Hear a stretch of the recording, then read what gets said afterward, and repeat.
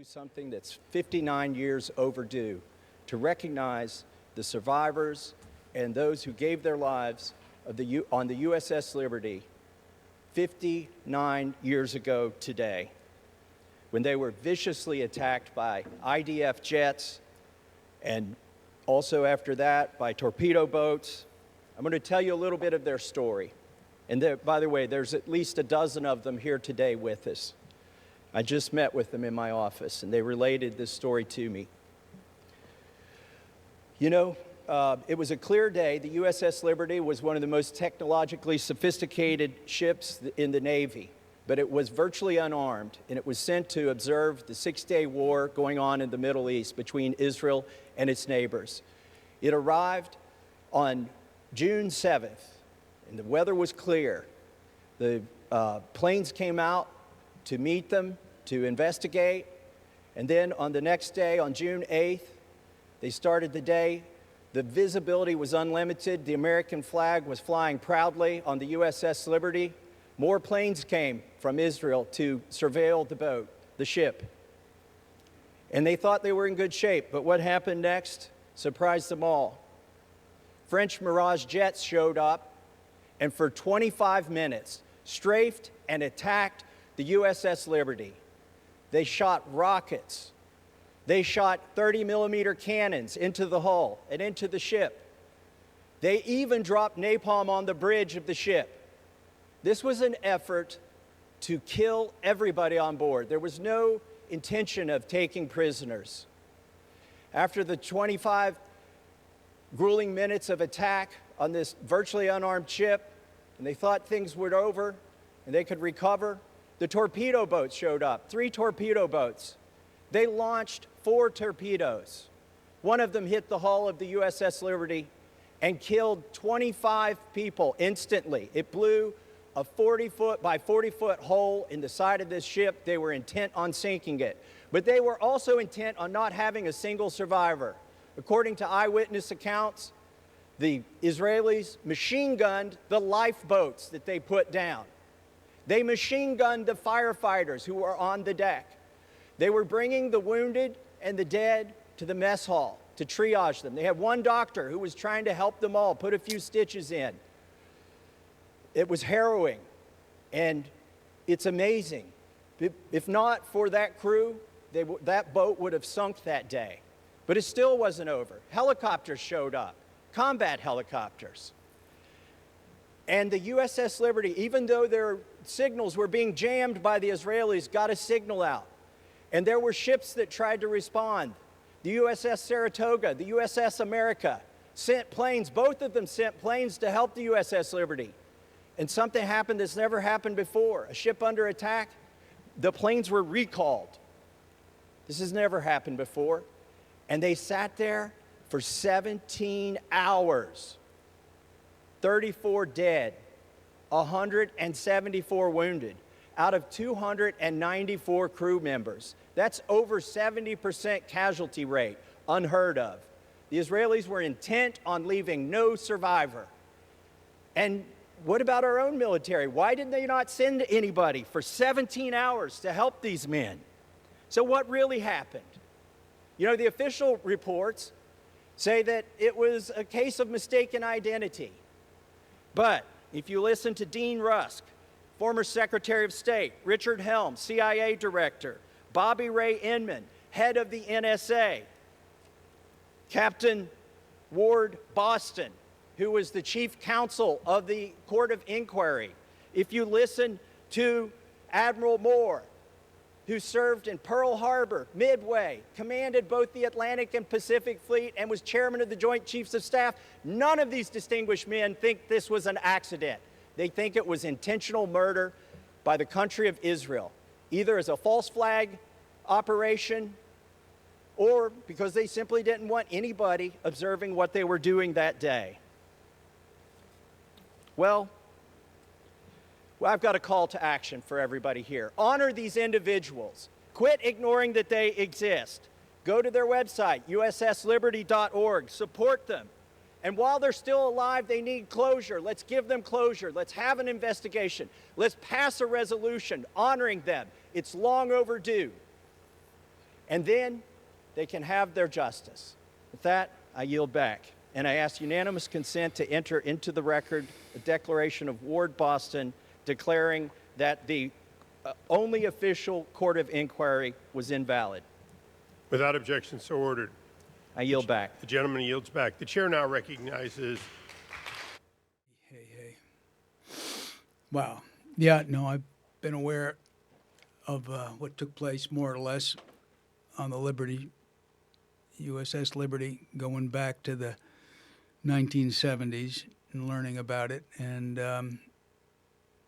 it's just one more thing that it's just a little bit, it's not a little bit, it's just flat out off and wretched and disgusting and suspicious and like, what the heck? Okay, anyways, a call to action. Thomas Massie, who was defeated in the primary, I do expect somehow that his political career is not in any way over, because to me he sort of represents the best of what, if I wanted to put some fundamental, powerful principles of what a Republican is supposed to be, that would be Thomas Massie and Kentucky Republican, along with Rand Paul. I think they're both take a position that is powerful, even though they might find themselves alone in their own party. More of that with Javier Becerra, or whether they want to go in a new direction. We're confident that Californians will have that change, that choice for change in November, but we're not declaring victory yet. In this campaign, as I pointed out last night, we always had a policy that we would wait for the official call of the race from the AP. That's what we're waiting for. We don't know when that'll happen, partly for the reasons that we'll be discussing in a moment. So we're not popping the champagne yet, but we're very confident that we will be in the top two to face Javier Becerra and to give Californians a choice for change in November. Remember, a majority of Californians think that our state is going in the wrong direction, and so it's very important that we offer them the change that a majority want to see. So that's the update on the race. I'd now like to invite Corinne to say some words about the pace, if you can call it that, of this election process here in California. Corinne, thank you. Thank you. Thank you. Well, good morning, everyone. We're here today, as Steve Hilton just outlined, we're here because there needs to be a change. There needs to be a change in the way we are counting votes here in California. Under the current system, it breeds a lack of confidence, confusion, anxiety, and distrust overall. Since last Tuesday, the media has been dominated with California elections. That shouldn't be the case. It's not your job to go on television every night and relitigate and educate voters about why they should trust the system. Oh, don't worry, it's working because of this, it's working because of that. Well, guess what? If we had a system that worked, we wouldn't need to do that. It's this disparity of the time that it takes, it's taking so long, that leads Californians to feel anxiety and to not trust the system. There needs to be a change. A few days ago, I heard our current Secretary of State, Shirley Weber, in an interview saying that, what do we want? Do we want speed or do we want efficiency? Well, you know what, Shirley? We want both. Integrity. I got a list of things: Hilton, elections, Massie, Trump, debt, foreign wars. That's the background of the questions about President Trump: debt and foreign wars. Culture, history, Gordon Wood, and modern history as we approach it. Wonder what there's anything about Gordon Wood on the internet. Oh, good. World Socialist website. Well, let's see what they have to say with the interview. This is Tom Ackerman with the World Socialist website. We're here at Brown University speaking with Gordon Wood. Gordon. Wow. World Socialist. Oh, it's going to be a This is Tom Ackerman liberal with the World perspective. Socialist website. We're here at Brown Or University speaking socialist with perspective, Gordon I should Wood. say. Gordon Wood is a professor emeritus of history and one of the leading scholars of the American Revolution. His book, The Radicalism of the American Revolution, was a Pulitzer Prize winner. So thank you, Gordon, for being with us. Gordon passed my away. first question simply, In 92. what was your initial He was struck by a reaction car, to, actually. reading Project 1619? Well, I got my Sunday paper a few months ago and was surprised to see this 1619 project in the Sunday magazine of the New York Times. I had no awareness that it was being done, and I was surprised, as many other people were, by the scope of this thing, especially since it's going to become the basis for high school education and has the authority of the New York Times behind it, and yet could be so wrong in so many ways. We've discussed the claim that the revolution was really about founding a slavocracy, and that the American Revolution was really a counter-revolution to defend slavery. I don't think people realize just what a cruel and brutal world existed, not just for slaves, but for lots of people who were considered the mean sort or the lowly. And what it means to say that all men are created equal. The implications of that education is important. I mean, I think the important point to make about slavery is that it had existed for thousands of years without substantial criticism. Slavery existed in Africa, in the Middle East, in Asia, and of course in Latin America and North America. But it's the revolution that makes it a problem for the world. And the first real anti-slave movement takes place in North America. So this is what's missed by these essays in the 1619 Project. And it's a massive movement against slavery that's unprecedented in the history of the world. So to somehow turn it around and make us into a slavocracy, slavery is confined to the South after the Revolution. And that puts them on the defensive. And for the first time, they have to defend the institution. Now, you also should understand that slavery is part of a whole hierarchy of dependencies. There's servitude. I mean, half the population that comes to the immigrants who come to the colonies in the 18th century, not aside from the prisoners, the convicts who were sent here, but were bonded servants.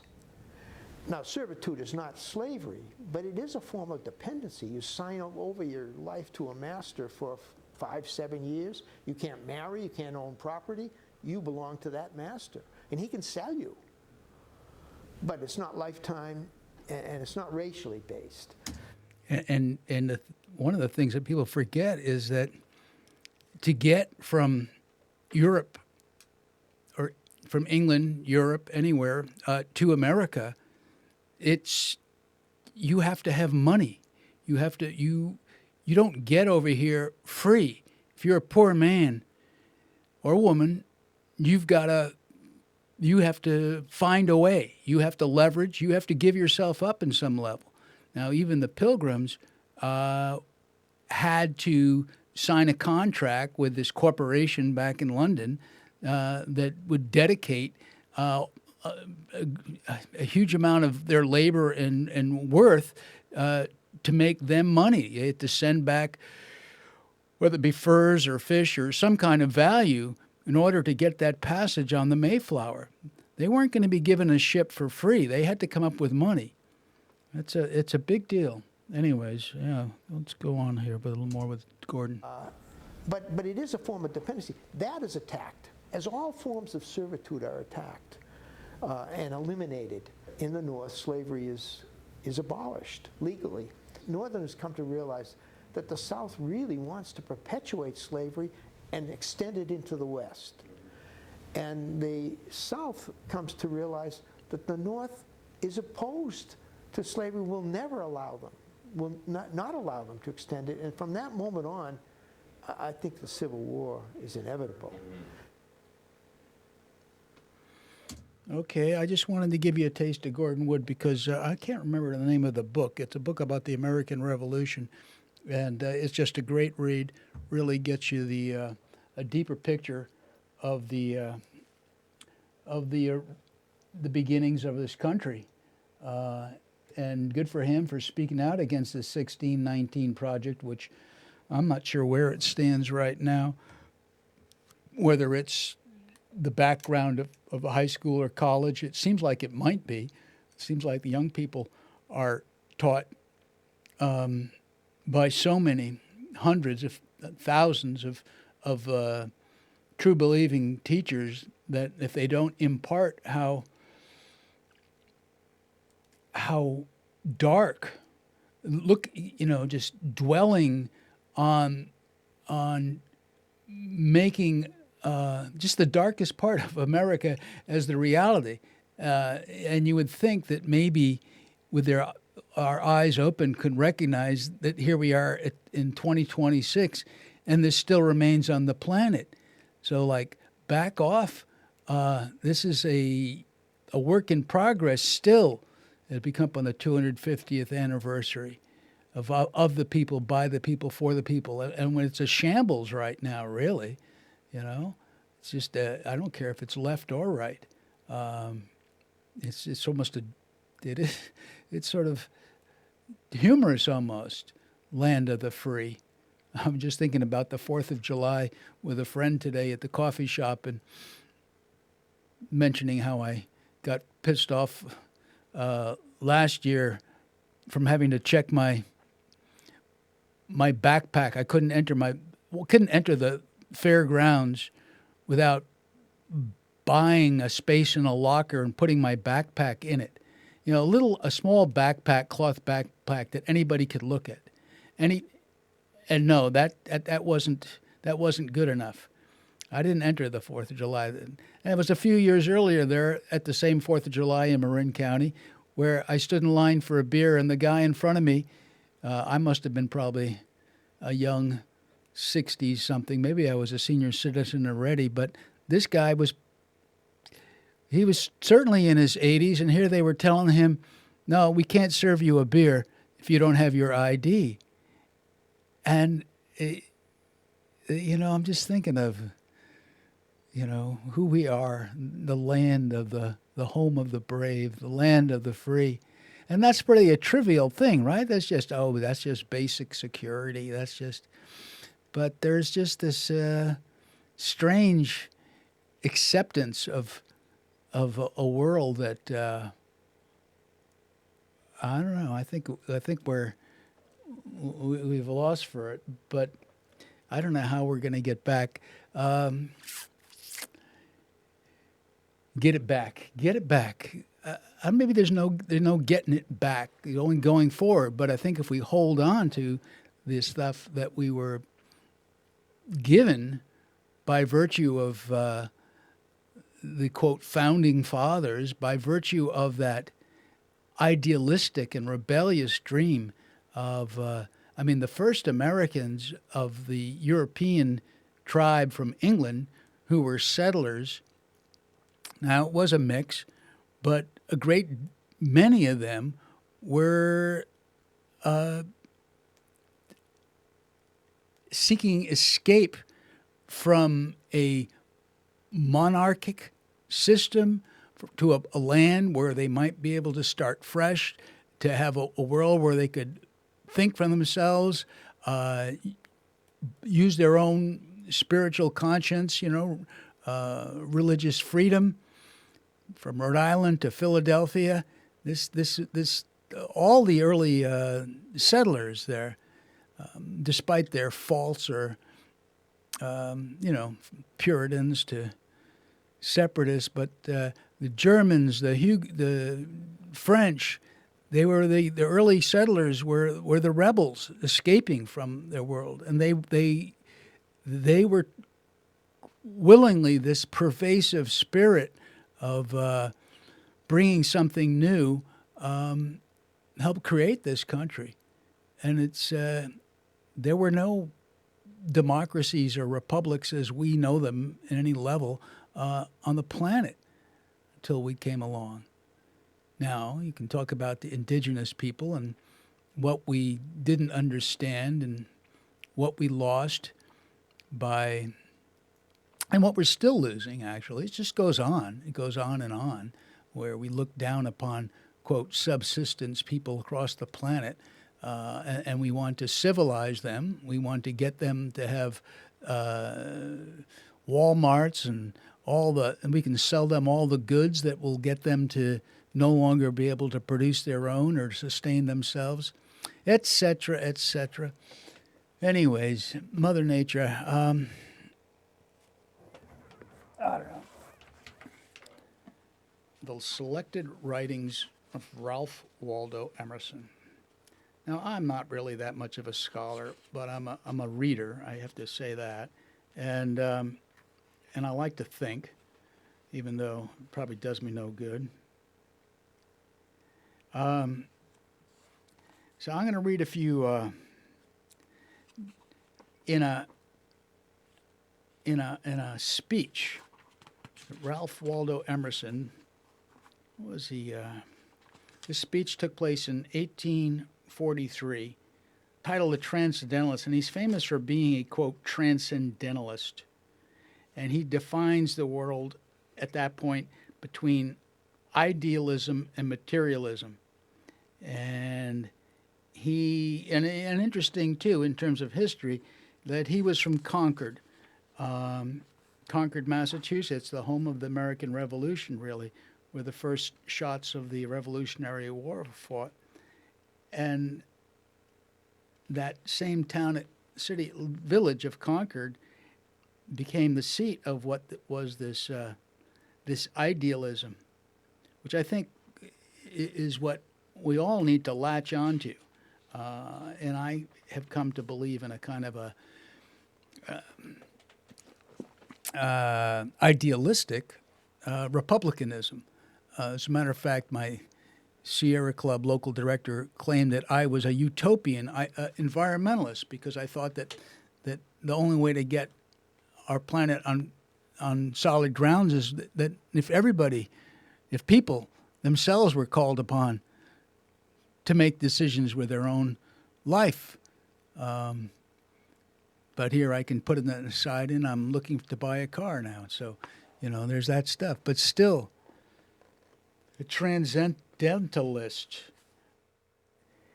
Emerson wraps up his speech with a paragraph that I think, if I can remember it, I've got it marked here, it speaks to today.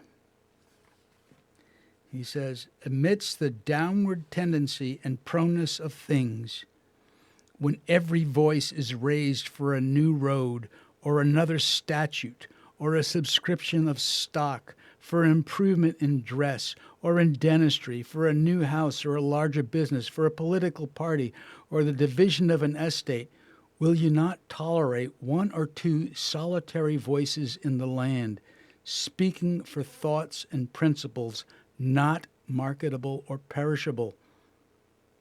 It was a question he was putting to you. Will you tolerate? Will you not tolerate? Will you please tolerate the solitary voices, or sometimes I feel like I'm one, but I know I'm not alone, speaking for thoughts and principles that are not marketable or perishable? All these improvements. All right, here's what he says. He says, soon these improvements and mechanical inventions will be superseded. Thinking of AI, thinking of the skyscrapers in Santa Fe and Fairfax, the, to me, garbage, defacing the land, as Sitting Bull so eloquently said about the American civilization, defacing the land. Soon these improvements and mechanical inventions will be superseded, these modes of living lost out of memory, these cities rotted, ruined by war, ruined by new inventions, by new seats of trade or the geologic changes, all gone like the shells which sprinkle the sea beach, with a white colony today, forever renewed to be forever destroyed. But the thoughts which these few hermits strove to proclaim, by silence as well as by speech, not only by what they did, by what they forbore to do, that's like the dropouts he's talking about, shall abide in beauty and strength, to reorganize themselves in nature, to invest themselves anew in other, perhaps higher endowed and happier mixed clay than ours, in fuller union with the surrounding system. That, to me, is like a keeper of a... I don't have to say anything now after reading Ralph Waldo Emerson. I wonder, did you catch that, people? So he's talking in this whole talk about how transcendentalists are dreamers. They don't create. They hide from the world. And he ponders that. But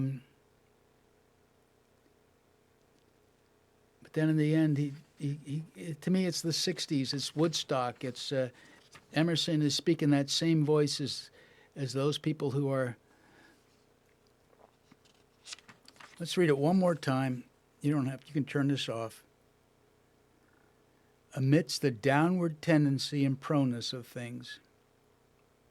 Not 2026. Amidst the downward tendency and proneness of things, when every voice is raised for a new road, another statute, or a subscription of stock. God bless you, Democrats, and you Wall Streeters, for an improvement in dress. Ah, yes, for the internet, for all you fashion-conscious people, for an improvement in dress or in dentistry, for a new house or a larger business, for a political party or the division of an estate, by new seats of trade or the geologic changes, all gone, like the shells which sprinkle the sea beach, with a white colony today, forever renewed to be forever destroyed.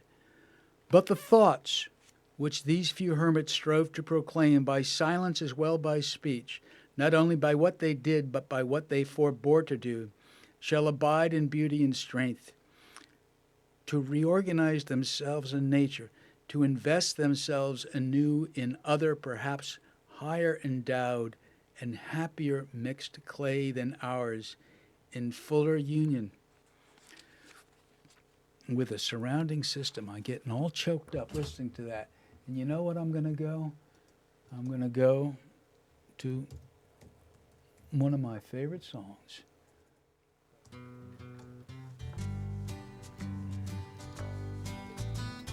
Perhaps they're better left unsaid.